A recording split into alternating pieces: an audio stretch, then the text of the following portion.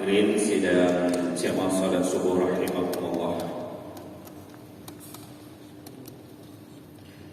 Pada subuh yang berbahagia ini kita bersyukur kepada Allah karena pada subuh yang berbahagia ini rombongan daripada Muhammad Syauqi Baidudin dan Zaid telah berhadir bersilaturahim dengan kita di Masjid Babul Taqwa Batam ini. Maka kami mengajak seluruh jamaah yang mulia ini, semoga kita yang berkumpul di sini Allah kumpulkan lagi nanti di surganya. Amin. Amin ya rabbal alamin. Bunda sekalian, izinkan kami untuk memperkenalkan diri. Kami dari Lembaga Komunitas Riau Indonesia Mengaji. Lembaga ini bergerak fokus di bidang wakaf Al-Quran, yang mana kami alhamdulillah telah hadir komunitas Riau Mengaji di Riau ini, yaitu fokus dalam pembahagian kita fikir Al-Quran, yaitu mengumpulkan dana kemudian Al-Quran ini dibagi. Tujuannya adalah untuk menghidupkan masyarakat, karena Al-Quran adalah roh. Apabila roh adalah yang menghidupkan badan, maka Al-Quran adalah yang akan membangun kehidupan. Tanpa Al-Quran adalah kematian. Subhanallah. Di setiap masa Allah SWT menciptakan manusia dengan diri yang merupakan baru sebelum sebuah komunitas yang luar biasa. Memiliki dan memaafkan sesuatu serta membangun Islam. Sekarang ini menunjukkan kita berdoa berdoa orang yang hati mencetak Islam ini dengan berdoa waktu saya Ustaz oleh Nazar. Assalamualaikum warahmatullahi wabarakatuh.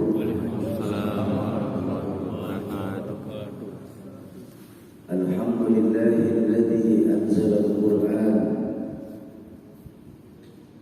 hudan lin-nasi wa bayyinatin minal huda wal furqan. Wassalatu wassalamu ala asyrafil anam Sayyidina wa maulana Muhammadin Sayyidina wa maulana Muhammadin wa ala alihi wa ashabihi al-kiram, amma ba'du. Yang saya muliakan para alim ulama, para asatiz dan ustazat, segenap tuan guru, para tengku, cerdik pandai, para hujjaj, para sepuh dan bini sepuh, wabil khusus DKM Masjid Babul Taqwa Al-Mukarram Abuya Nazaruddin, Imam Besar Masjid Babul Taqwa Mukarram Ustaz Mukzi Abdullah. Mudah-mudahan Allah tetapkan iman dan Islamnya dalam mengurus Masjid Babul Taqwa tercinta ini. Amin ya rabbal alamin. Yang saya hormati para tokoh-tokoh masyarakat, tokoh-tokoh kepemudaan, Ketua Perjalanan dari Komunitas Riau Indonesia Mengaji Bang Hendri, kawan-kawan dari Gerakan Infak Beras Provinsi Aceh atau dengan nama Pasukan Amal Soleh atau yang dikenal disingkat dengan Paskas, ada Bang Rozi, Bang Reza, bapak-bapak dan ibu-ibu jamaah salat subuh Masjid Babul Taqwa, para calon penghuni surganya Allah yang dicintai Allah Subhanahu wa taala. Alhamdulillah, pagi hari ini kita duduk dan berkumpul di masjid tercinta ini dalam rangka safari dakwah pengumpulan para muwaqif Al-Quran yang tujuannya untuk mencetak Al-Quran sebanyak 1 juta mushaf Al-Quran yang akan dibagikan kepada kepada saudara-saudara kita yang kurang mampu di berbagai pelosok Indonesia. Kenapa hal ini kami lakukan? Karena sadar atau tidak sadar bahwa memang akhir-akhir ini Indonesia sedang mengalami darurat Al-Quran. Saya mempunyai seorang guru Al-Mukarram Haji Syarif Rahmat. Beliau salah seorang pengajar di PTII Jakarta, Perguruan Tinggi Ilmu Quran. Satu hari beliau bikin semacam penelitian tentang Al-Quran. Hasil yang beliau dapat, ternyata dari 100% penduduk Islam yang ada di Indonesia, tidak lebih dari 52% saja yang bisa membaca Al-Quran. Berarti masih ada sekitar 48% saudara-saudara kita di Indonesia ini yang buta huruf hijaiyah. Nah, dari 52% yang bisa membaca Al-Quran, kata beliau, tidak lebih dari 30%-nya saja yang mampu membaca Al-Quran secara tartil. Kenapa kita baca Al-Quran secara tartil? Karena Al-Quran sendiri memerintahkan kepada kita, warattilil Qur'ana tartila. Baca Al-Quran itu secara tartil. Artinya tartil apa Syar'i? Tepat tajwidnya, fasih makhrajul hurufnya. Kenapa kita harus tartil? Karena bahasa Arab itu beda dengan bahasa-bahasa lain. Bahasa Arab kita salah nyebut satu huruf saja bisa berubah makna dan artinya. Contoh, nama saya yang dikasih orang tua saya, Rahmatul Abrar Zainuddin, itu adalah Syauqi, menggunakan huruf syin, yang artinya kalau menggunakan huruf syin itu kerinduan. Tapi kalau ada kawan-kawan saya manggilnya Sauqi, menggunakan huruf sin, maka jatuhnya saya jadinya pasang. Bukan kerinduan lagi, tapi pasang. Dan apabila ada kawan-kawan yang memanggil saya Sauqi menggunakan huruf fin, maka jadinya saya duri.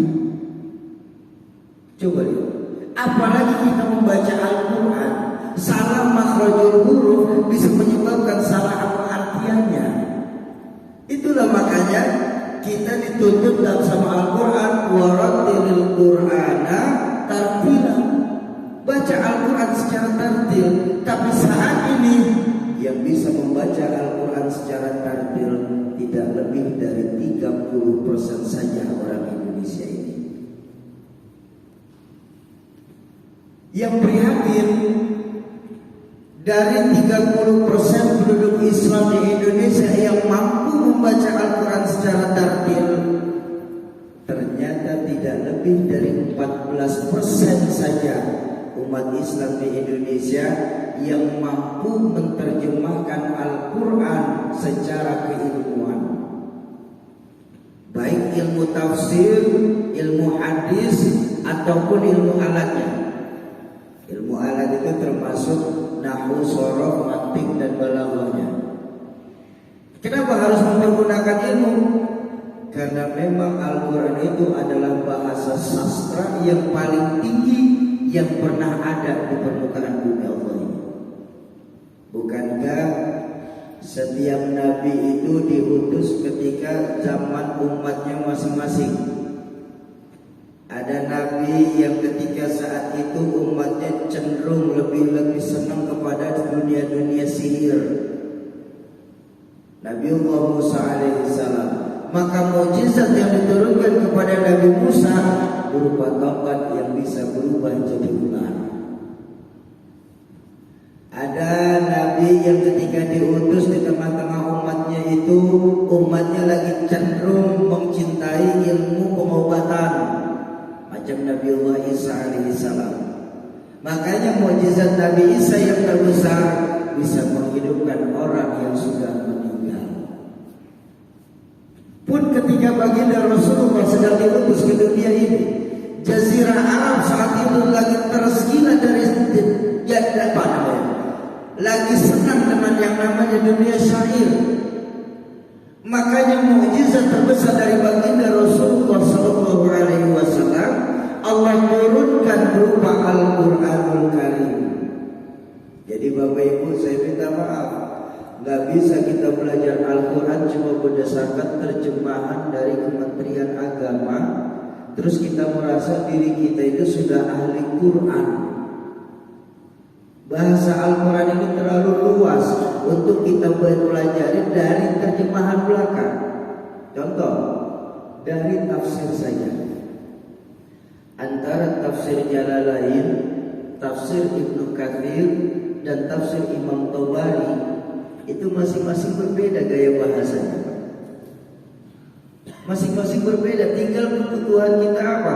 Contoh, tafsir Jalalain itu lebih bercerita kepada asli kalimat Al-Qur'annya. Jadi di tafsir Jalalain itu ada sejarah, ada ilmu nahwu, ada ilmu sorof, juga ada mantiknya. Kalau dalam tafsir Tabari itu lebih simpel untuk dipelajari karena bahasanya secara umum. Bayangkan, tafsir saja ada berpuluh bahkan beratus-ratus jenis tafsir. Ada tafsirnya Tuan Syekh Abdul Qadir Al-Jilani. Lalu kita sekarang ini Pak, baru belajar dari terjemahan Kementerian Agama, sudah merasa diri kita sebagai ahlul Quran. Masya Allah. Ini yang nanti dalam bahasa agama disebut dolu fadolu, sesat bahkan bisa menyesatkan. Jadi mempelajari Al-Quran harus sesuai dengan standar Al-Quran itu sendiri Pak. Ada pelajaran tafsir, ada pelajaran ilmu hadis tentang asbabun nuzul. Untuk tahu asbabun nuzul berarti harus tahu asbabul wurud. Untuk tahu asbabul wurud dia harus belajar fikih. Untuk tahu belajar fikih harus belajar usul fikih. Untuk ke atas lagi kita harus belajar qawaid fikih. Untuk memahami itu semua harus memahami juga ilmu nahwu sorof. Jadi terlalu apa namanya? Terlalu nafik kita kalau kita baru merasa baca dari terjemahan Al-Quran yang dikeluarkan oleh Kementerian Agama kita itu untuk acuan saja buat kita, bukan untuk kita jadi ahli Quran. Tapi ternyata sekarang yang benar-benar memahami ilmu Al-Quran nggak lebih dari 14% saja penduduk Indonesia ini. Nah, yang menyedihkan kata guru saya Kiai Syarif Rahmat, dari 14% penduduk Islam yang mampu mengartikan Al-Quran secara ilmu, ternyata tidak lebih dari 4% saja Pak yang mau mengamalkan isi kandungan Al-Quran.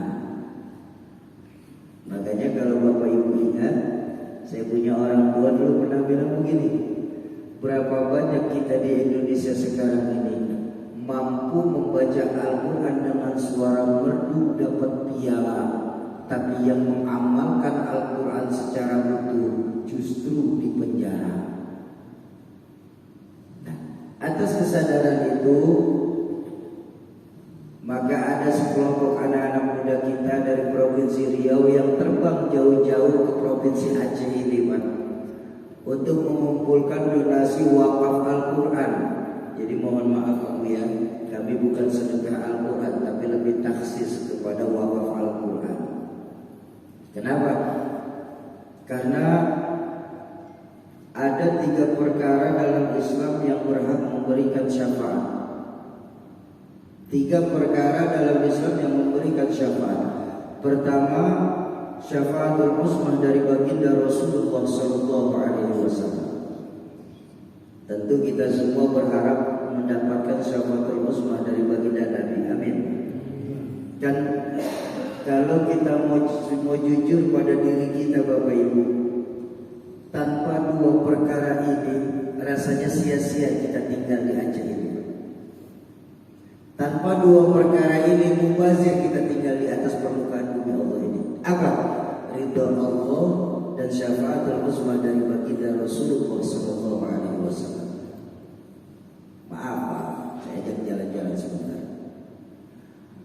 Betapapun kita punya uang 2 miliar seumpamanya, 2 miliar. Buat kita di sini 2 miliar saat ini banyak apa sedikit? Banyak apa sedikit? Banyak, 2 miliar. Tapi maaf Pak, ketika Allah nggak ridho, nggak akan enak rasanya uang 2 miliar tersebut. Apa buktinya Soki Allah nggak ridho dengan 2 miliar kita? Oh mudah. Di rumah antara suami, istri dan anak sudah tidak lagi bisa bercanda bareng. Di rumah sudah tidak ada lagi yang membaca Al-Quran. Di rumah sudah tidak ada lagi yang mau bersenandung sholawat. Di rumah, di keluarga itu sudah tidak ada lagi yang menghidupkan sholat sunat tahajud di dalam rumah. Itu salah satu bukti Allah tidak ridho dengan rezeki yang kita punya. Bukankah diajarkan saya sama guru saya, salah satu perkara yang membuat kita malas ibadah itu Pak, akibat terlalu banyaknya barang yang subhat sudah masuk ke dalam tubuh kita.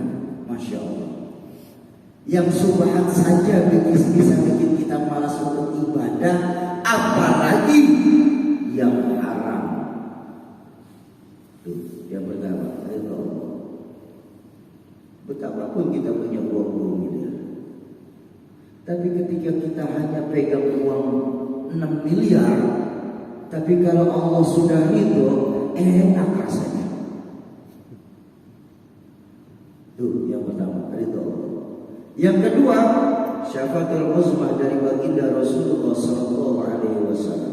Makanya saya bilang 3 perkara yang utama itu adalah syafaat baginda Rasulullah sallallahu alaihi wasallam. Tapi jangan lupa Pak, untuk mendapatkan syafaat baginda Nabi ada syarat dan ketentuan yang berlaku. Apa syaratnya? Minimal kita memperbanyak sholawat. Berapa kali Sobi? Ya kita merujuk kepada guru-guru. Kita mengacu kepada guru-guru kita. Maaf, tahadusan bin nikmat. Saya punya orang tua, Rahmatul Amr Zainuddin MZ, yang setahu saya itu beliau kalau bersolawat kepada baginda Nabi antara 5.000 sampai 10.000 setiap hari. Ketika saya masih jadi pesantren Hidayah, guru saya Rahmatul Amr Muhammad Iskandar SI mewajibkan kepada kami para santrinya itu untuk bersolawat satu harinya 10.000. Saya punya guru Habib Munzir Rahmatul Abrar, Habib Munzir Al-Musawwar. Beliau itu kalau bersolawat itu sehari 15.000. Nah, sekarang tanyalah sama diri kita Pak di sini.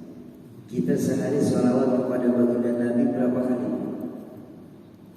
Berapa kali? 1.000. Alhamdulillah. Tapi maaf, kalau kita mengacu pada guru-guru kita, maka akan kita mendapatkan syafaat baginda Nabi hanya 30%. Betul?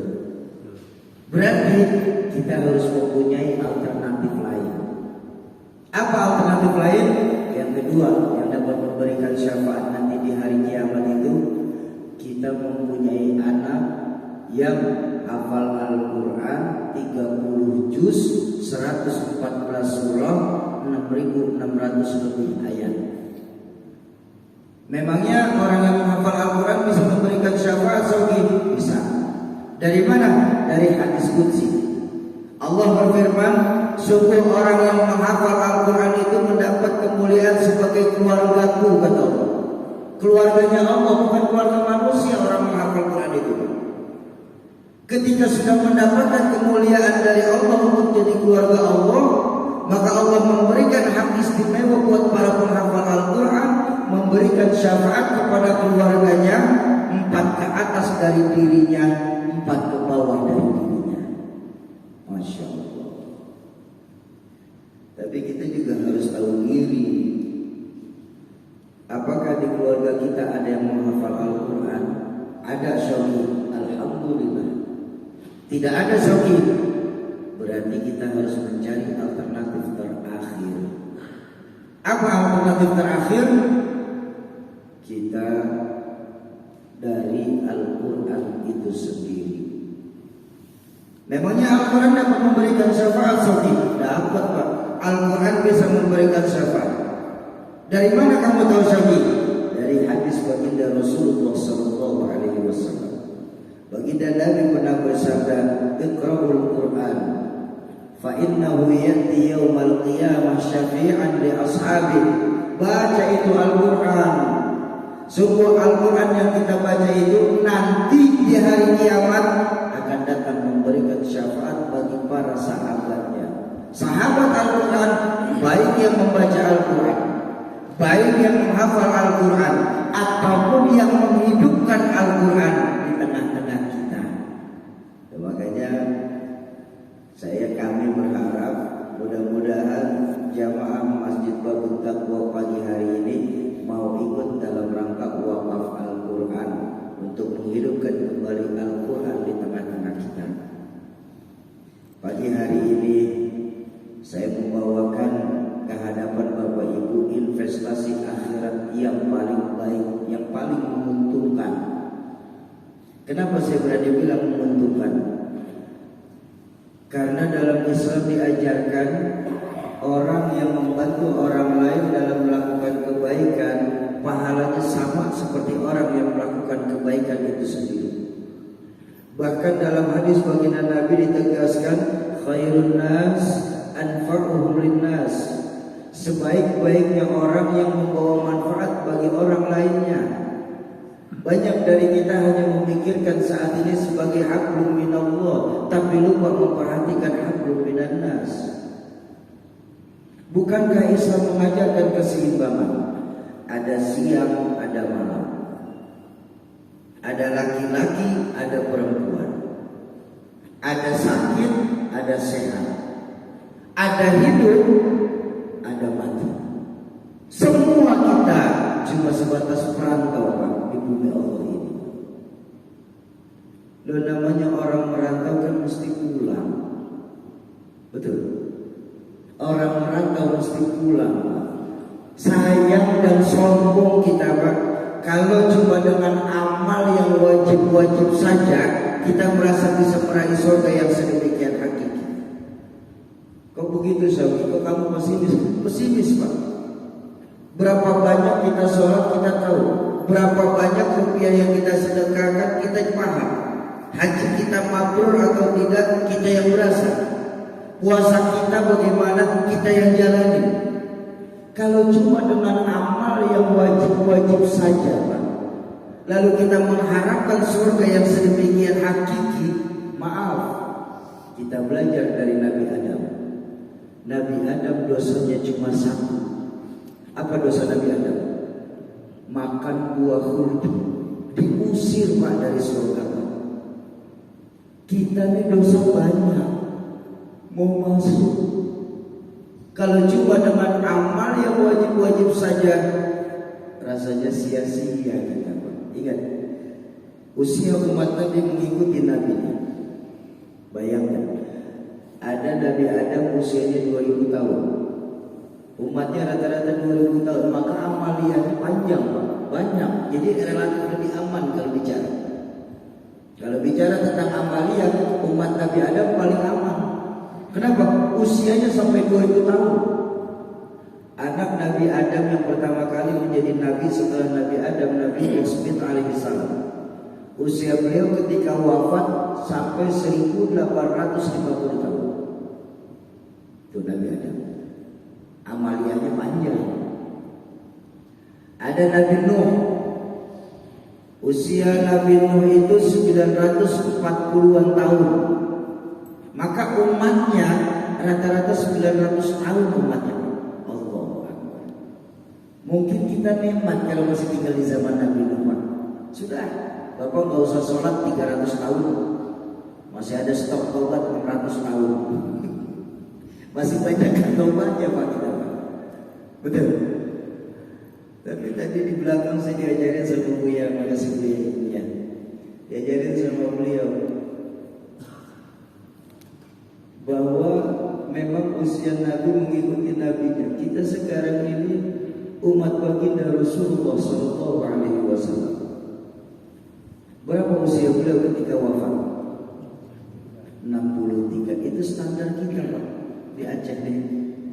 Jadi nyontoh Nabi, usia kita di Aceh cuma sampai 63. Mau nyontoh hadis beliau, usia umatku nanti baina sittin wa sab'in, antara 60 sampai 70. Kalaupun lebih sedikit Pak, anggaplah 100. Tapi berapa banyak sekarang orang Aceh yang usia sampai 100? Betul. Jadi kalau nyontoh Nabi, usia kita cuma sampai 63. Kalau pagi hari ini Bapak sudah terasa 50 tahun, waspada. 13 tahun lagi. Mulai kita harus memperbanyak ibadah. Tambah, jangan berharap dari yang wajibnya saja, tapi tambah dengan ibadah menghidupkan ibadah sunnah. Kenapa? 13 tahun lagi. Tapi kalau kebetulan pagi hari ini baru 62 tahun 11 bulan 3 minggu 5 hari, makan yang enak-enak sudah. 2 hari lagi nanti jemput. Soki, ngomong aja kamu besar. Memang kenapa? Kami ini masih muda, masih lama. Maaf Bapak Ibu, maaf abang saya.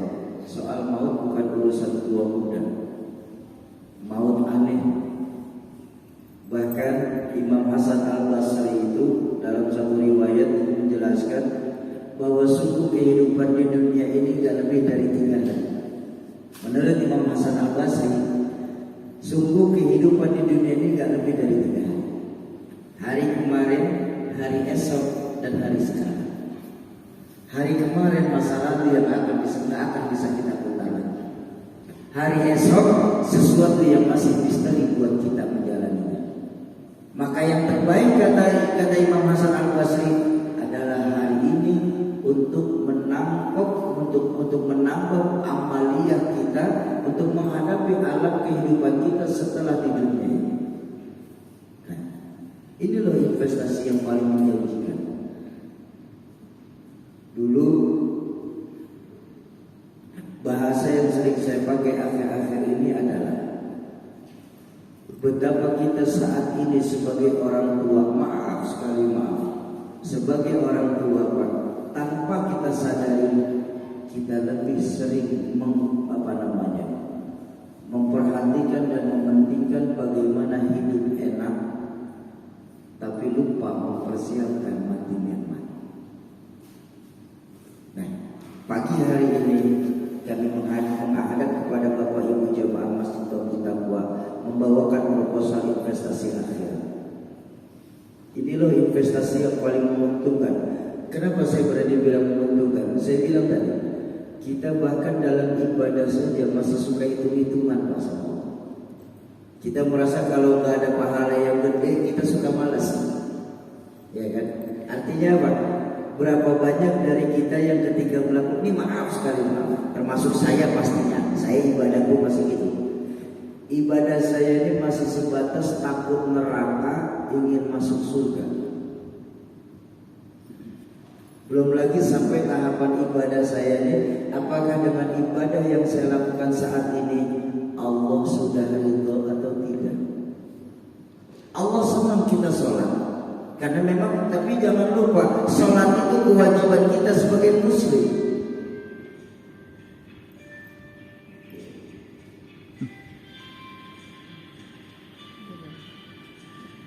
Salat itu kewajiban kita sebagai muslim. Bahkan maaf, satu dunia ini seperti salat sekalipun Allah gak akan rugi Pak. Se-Aceh gak ada yang salat, umpamanya se-Aceh gak ada yang salat, Allah gak akan pernah pensiun dari Allah, dari Tuhan. Apa salat ini membuktikan bahwa memang kita butuh Allah. Kita yang butuh Allah, Allah nggak butuh kita, Pak. Kita yang butuh Allah. Wa ma khalaqtul jinna wal insa illa liya'budun. Tidaklah aku ciptakan jin dan manusia di dunia ini kecuali untuk beribadah kepadaku. Nah, ayo kita tambah debit kita ini. Debit amal kita tambah pagi hari ini untuk benar-benar mau ikut berpartisipasi dalam wakaf Al-Quran. Kebaikan Al-Quran itu beda dengan kebaikan ibadah-ibadah lain, Pak. Contoh, Bapak Ibu memberikan makanan berbuka puasa bagi para musafir. Itu kan sering kita lakukan ketika Ramadan ya. Maka diajarkan sama baginda Nabi, pahala puasanya musafir itu juga Bapak Ibu akan kedapatan tanpa mengurangi pahala musafir itu sendiri. Pun dalam Al-Quran. Dalam Al-Quran pahala kebaikan membaca Al-Quran itu gak tanggung-tanggung. Dalam hadis baginda Nabi, setiap hurufnya akan dibalas dengan 10 kali lipat. Gak ada kebaikan begini, Pak. Setiap huruf dibalas 10 kebaikan. Kita kayak sekarang ini sholat berjamaah, Pak. Memang sholat berjamaah mendapatkan kebaikan 27 kali lebih baik daripada sholat sendiri. Betul kan ya? Baik. Tapi itu sekali sholat, bukan di setiap rakaat Allah kasih 27. Sedekah, Bapak Ibu sedekah 100.000 pagi hari ini, maka yang dihitung per 100.000 bukan setiap sennya, tapi Al-Quran dihitung setiap hurufnya. Masya Allah. Satu huruf berbalas 10 kebaikan. Bahkan ditegaskan dalam hadis baginda Nabi, laisa alif lam mim, laisa alif lam mim harfun. Alif lam mim itu bukan satu huruf, Bapak Ibu. Walakin alif harfun, lam harfun, mim harfun. Alif satu huruf, lam satu huruf, dan mim satu huruf. Bayangkan Bapak Ibu, berapa besar investasi Al-Quran kita nanti, investasi pahala akhirat kita ketika Al-Quran kita akan dibaca oleh para penghafal Al-Quran. Yang buat saya pribadi, Pak, maaf, dan buat saya pribadi, saya nggak berharap mereka akan membaca surah dalam Al-Quran. Baru mereka mulai membaca dengan Al-Quran yang saya wakafkan. Bismillahirrahmanirrahim. Sudah berapa huruf dalam Bismillah? 19 kali 10 190. Dalam Al-Quran ada berapa juta huruf? Itu baru sekali baca, apalagi diulang-ulang. Masya Allah. Ayo, saya selalu bilang begini, Pak.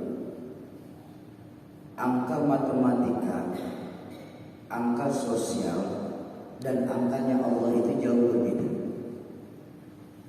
Kalau angka matematika 1 tambah 1 2, 1 kurang 1 0, itu angka matematika.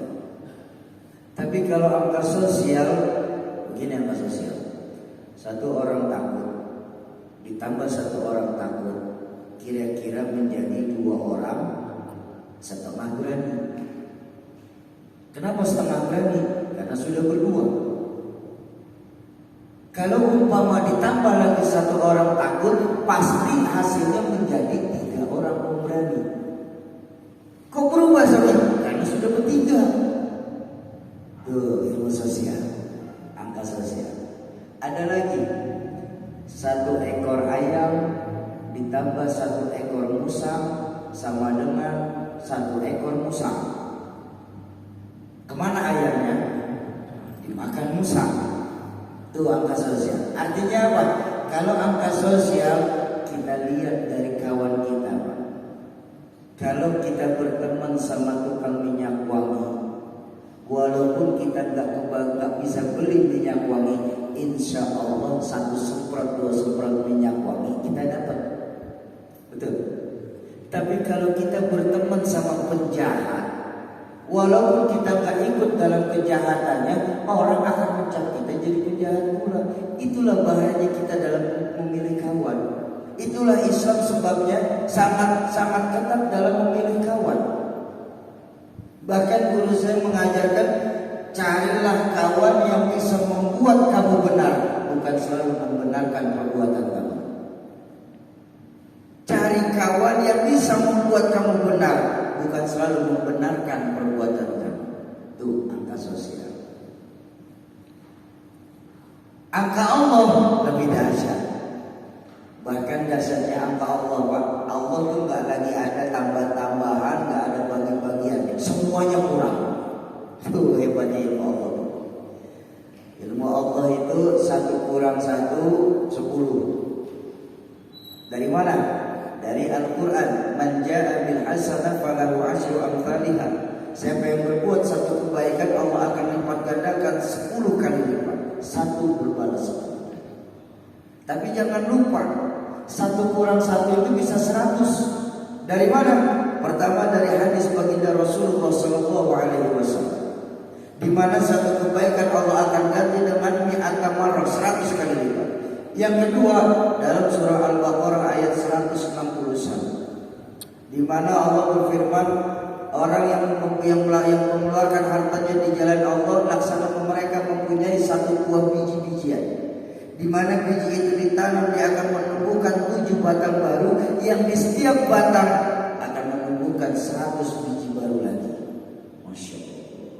1 kurang 1 100. Tapi jangan lupa 1 kurang 1 itu bisa 1000. Dari mana? Riwayat Sayyidina Utsman bin Affan, di mana saat itu Sayyidina Utsman bin Affan memborong semua barang-barang kebutuhan kita, kebutuhan muslim di Madinah yang saat itu sedang dilanda paceklik. Sayyidina Utsman borong semua barang-barang sembako, dibawa ke Mekah, dibawa ke Madinah saat itu lagi paceklik. Ya tentu para tengkulak-tengkulak sembako yang ada di Madinah saat itu mendatangkan Sayyidina Utsman. Utsman, buat apa kau barang segitu banyaknya? Ya buat saya jual. Ya sudah, kalau gitu jual ke kami saja. Sanggup memberi berapa keuntungan buat saya? Kata Sayyidina Utsman. Pengusaha, hitungan pengusaha. Sanggup berapa memberi keuntungan kepada saya? 30% Utsman. Gak mau. 50%. Gak mau. 100%. Gak mau. 300%. Kalau mau 1000%, kata Sayyidina Utsman. Marah nih tengkulak Madinah saya. Gila kau Utsman. Enggak. Sampai sekarang saya masih waras. Mana ada dagang sampai 1000% keuntungannya? Ada. Siapa yang bayar? Allah yang akan bayar dagangan saya. Akhirnya itu dagangan dibagikan langsung sama Sayyidina Utsman tanpa diberikan biaya apa. Hasilnya tidak ada sejarah mencatat Sayyidina Utsman jatuh miskin karenanya. 1:1. Bahkan ada riwayat lain menceritakan bagaimana ketika satu hari Rasulullah itu bercerita tentang bagaimana lamanya akhirnya itu di yaumil hisab. Sampai salah satu sahabat yang kaya juga itu, Sayyidina Abdurrahman bin Auf, stres, Pak. Wah, kalau begini saya nggak bisa sama Nabi nanti di dalam surga sama-sama. Antrian saya panjang. Lalu yang dijalankan sama Sayyidina Abdurrahman bin Auf apa? Sayyidina Abdurrahman bin Auf membagikan semua hartanya. 40% dia bagikan kepada fakir miskin yang ada di Madinah dan Taif. 60% karena memang banyak sekali hartanya. 60%-nya beliau beli tanaman buah kurma layu sana. Habis semua hartanya sana. Nggak punya uang. Sayyidina Abdurrahman bin Auf merasa tenang saat itu. 3 hari ada utusan kerajaan dari Afrika datang ke Madinah untuk mencari kurma layu. Dibayarin kurma layunya Sayyidina Abdurrahman bin Auf 800 kali persen dari harga dijual, dari harga dijual. Bayangkan, Sayyidina Abdurrahman bin Auf gagal untuk menjadi orang miskin karena membagikan hartanya.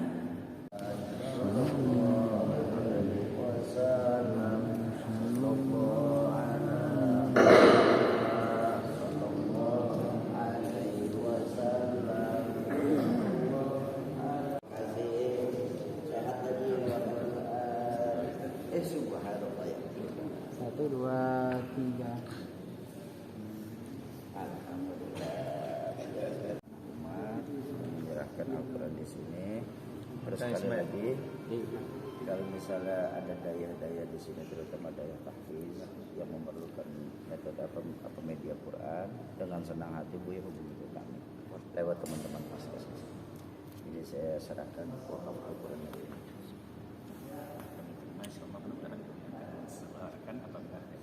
Amin, amin. Makasih Bu.